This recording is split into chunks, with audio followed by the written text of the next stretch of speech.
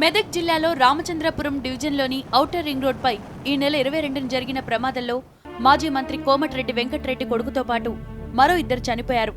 వారి కుటుంబ సభ్యులు కన్నీరు మున్నీరవుతున్నారు.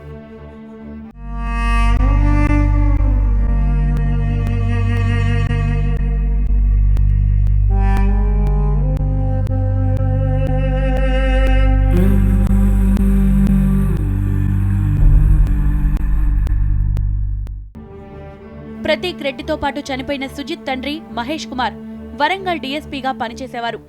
అప్పట్లో నక్సలైట్ల పాలిట ఆయన సింహ స్వప్నంగా పేరు పొందారు. మహేష్ కుమార్ హైదరాబాద్ బదిలీ అయి వస్తుండగా మార్గ మధ్యలో నక్సలైట్లు పేల్చిన మందుపాత్రకు బలయ్యారు. ఈ సంఘటనలో మహేష్ తో పాటు ఆయన భార్య జయశ్రీ కూడా చనిపోయారు.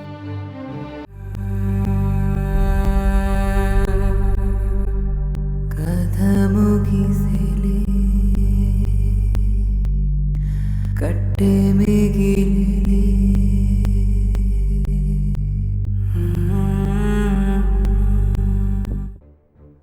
1996లో జరిగిన ఈ సంఘటన రాష్ట్ర వ్యాప్తంగా సంచలనం సృష్టించింది. తల్లిదండ్రులు చనిపోయే నాటికి సుజిత్ వయసు 3 ఏళ్లు, అతని అన్న సుధాంశ్ వయసు 10 ఏళ్లు. మేనమామ వీరిని పెంచి పెద్ద చేశాడు. సుజిత్ సిబిఐటిలో ఇంజనీరింగ్ ఫస్ట్ ఇయర్ చదువుతున్నాడు. అతని అన్న మహబూబ్ నగర్ జిల్లా నారాయణపేట్ మున్సిపల్ కమిషనర్ గా పనిచేస్తున్నాడు.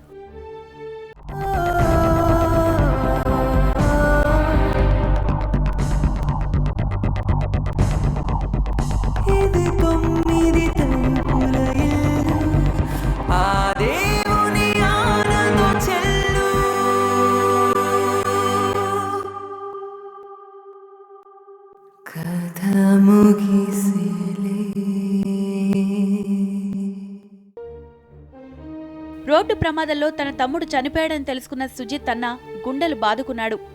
అతన్ని ఓదార్చడం ఎవరి వల్ల కాలేదు. ప్రమాద స్థలానికి మంత్రి జానారెడ్డితో పాటు పోలీసు ఉన్నతాధికారులు వెళ్లారని, తన తమ్ముడి మృతదేహాన్ని పక్కన పడేసిపోయారని సుజిత్ అన్న ఆవేదన వ్యక్తం చేస్తున్నాడు. తాను మాజీ డీఎస్పీ మహేష్ కొడుకునని చెప్పినా జానారెడ్డి పట్టించుకోలేదని చెప్తున్నాడు. తన తమ్ముడి మృతదేహాన్ని ఎత్తుకుని ఏడ్చుకుంటూ వచ్చారంటున్నాడు. ఒక మాజీ హోంమంత్రి జానారెడ్డి గారు అక్కడికి వచ్చారు. ఫస్ట్ మా తమ్ముడి దగ్గరికే వచ్చారు. మేము చెప్పాం, జానారెడ్డి గారికి మా ఫ్యామిలీ గురించి కూడా తెలుసు, తెలీదని కాదు. అక్కడ నుండి మళ్ళీ వెళ్ళి మరి మాజీ మంత్రి గారి కొడుకు వాళ్ళని తీసుకుని అక్కడ నుండి అక్కడ వచ్చిన పోలీసులు కూడా పెద్ద స్థాయి అధికారులు ఉన్నారు. మరి ఆ బాడీని అంబులెన్స్లు ఇమ్మీడియట్గా తీసుకుని వెళ్ళిపోయారు. అక్కడ పోలీసులు కూడా వెళ్ళిపోయారు. కేవలం కానిస్టేబుల్ ఒక ఎస్ఐ రేంజ్ వాళ్ళే ఉన్నారు అక్కడ. మిగతా వాళ్ళందరూ వెళ్ళిపోయారు అక్కడ నుండి. ప్రభుత్వం నుంచి ఎలాంటి సాయం అవసరం లేదని, అయితే తన తండ్రి పోలీస్ డిపార్ట్మెంట్కి ఎన్నో సేవలు చేశారని సుధాంశ్ అంటున్నాడు. అలాంటి తమ కుటుంబాన్ని ఎవరూ పరామర్శించలేదంటున్నాడు. కనీసం హోంమంత్రి కానీ డీజీపీ కానీ ఫోన్ కూడా చేయలేదంటున్నాడు. తన తమ్ముడి కళ్లను దానం చేస్తున్నట్టు సుధాంశ్ తెలిపాడు.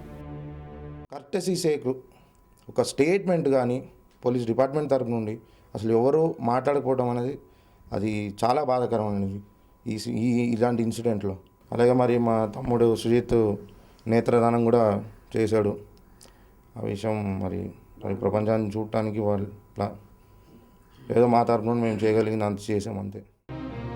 కనీసం హోంమంత్రి డీజీపీలు ఫోన్ చేసి ధైర్యం చెప్తే బాగుండేదని సుజిత్ తాతయ్య అంటున్నాడు. ఎంతోమంది ministers, party leaders, police officers ఇంతమంది అందరూ వచ్చినప్పుడు కేవలం ఒక కోమటిరెడ్డి వెంకటరెడ్డి కుమారుడికి ప్రత్యేకత అనేటువంటి ఉంది, మిగతా వాళ్ళ ఎవరికి లేదా? ప్రాణాలు అనేటువంటి అందరికీ ఈక్వల్, పెద్దవారైనా చిన్నవారైనా ఎవరైనా కానీ అంత ఇది లేకుండా దాంట్లో ఆ విధంగా ఇది చేసినారు. కనీసం అట్లా చూడకుండా చేయకుండా కనీసం నెక్స్ట్ డే అయినా ఒక పేపర్ స్టేట్మెంట్ ఇచ్చినట్టుంటే మాకు ఎంతో ఇదిగా ఉండేది. అది కూడా ఇవ్వలేదు అని చెప్పాలంటే ఇది చాలా దారుణమైనటువంటిది, చాలా ఘోరం. అల్లారు ముద్దుగా పెరిగిన సుజిత్ అర్ధాంతరంగా చనిపోవడంతో ఆ కుటుంబం కన్నీరు మున్నీరవుతోంది.